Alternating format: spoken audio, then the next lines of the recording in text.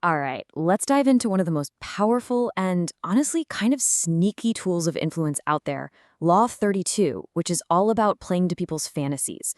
We're going to unpack the deep psychology of why this works so well, see how it's made fortunes and toppled empires throughout history, and, most importantly, learn how to spot it, both out in the world and maybe even in ourselves. So let's just start with a question we've all faced, right? You've got two options. On one side, there's a difficult, messy truth, and on the other, a simple, beautiful promise. Why is it that the promise just feels better, even when a part of our brain is screaming that it's probably a lie? Well, it's because our brains are fundamentally wired to save energy and seek comfort. Facing a harsh reality, that takes a ton of mental and emotional work. But a fantasy offers instant relief, immediate hope. It's a powerful psychological getaway. This quote from the book really nails it. Let's be real.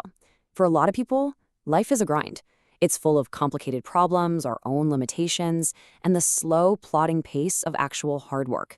So when someone shows up offering an oasis in that desert, a shortcut, a miracle, a grand escape, we are almost magnetically pulled toward them.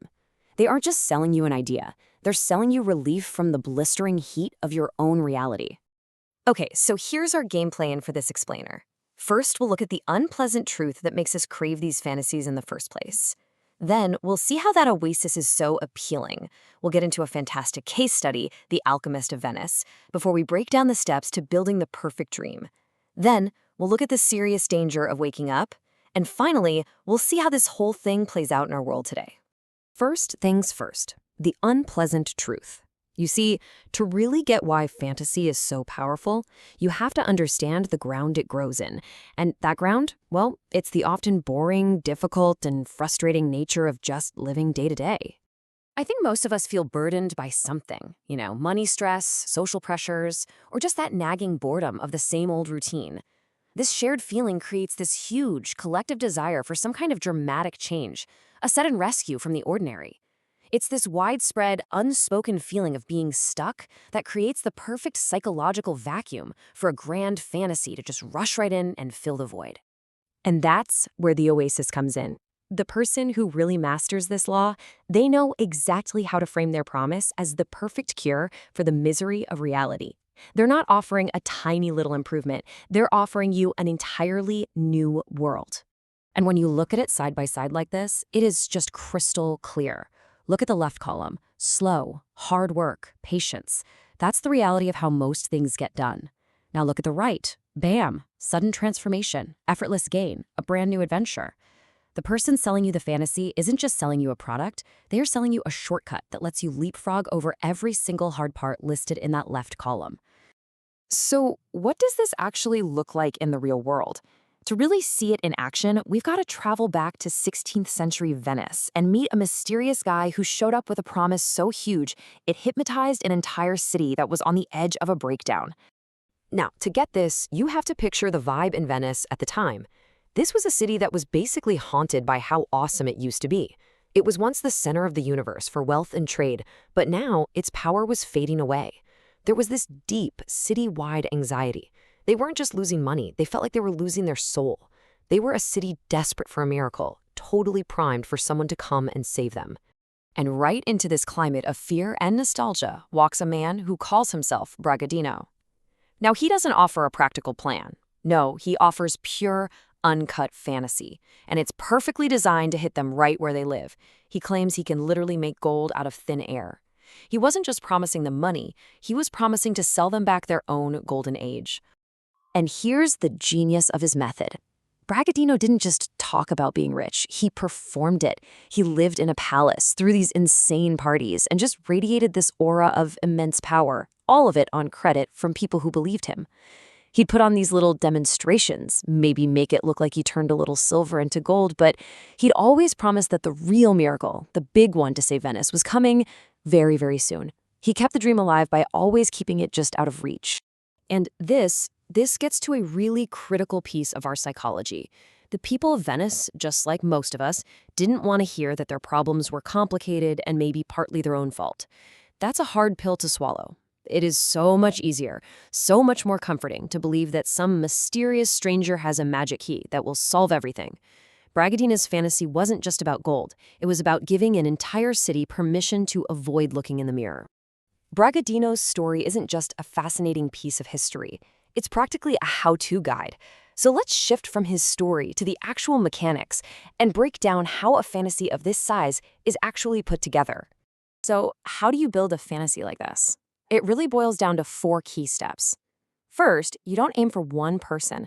You target a collective dream or a widespread anxiety, just like Bragadino targeted Venice's fear of becoming irrelevant. Second, you keep the promise super vague.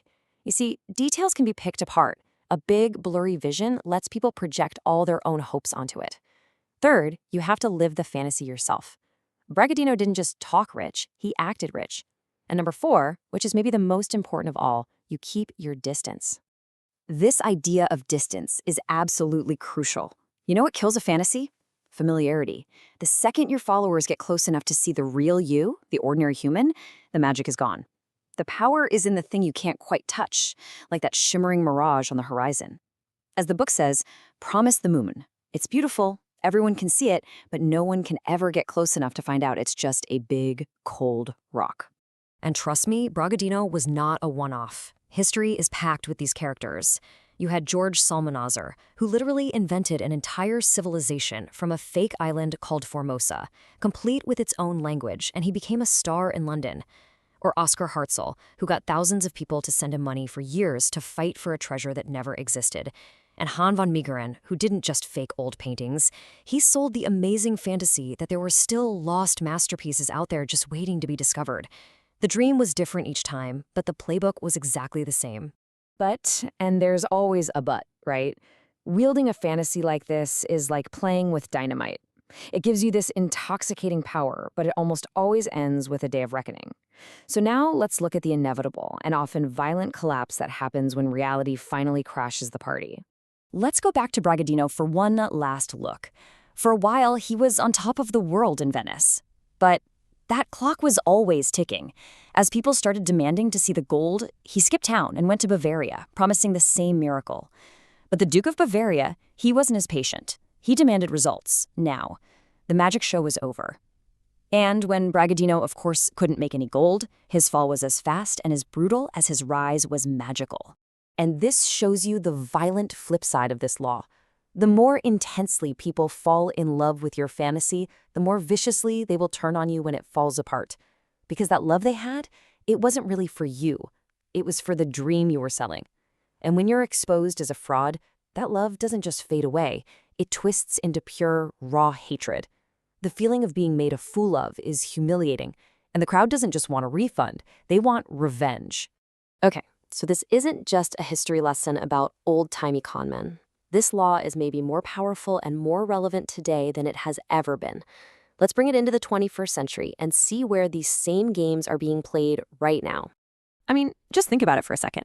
Advertising is constantly selling us the fantasy of a new and improved you all in one easy purchase.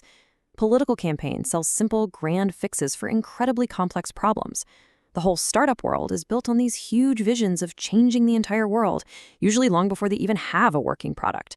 And social media. Social media might be the greatest fantasy machine ever invented, where millions of people broadcast a perfect, curated life of effortless success and happiness.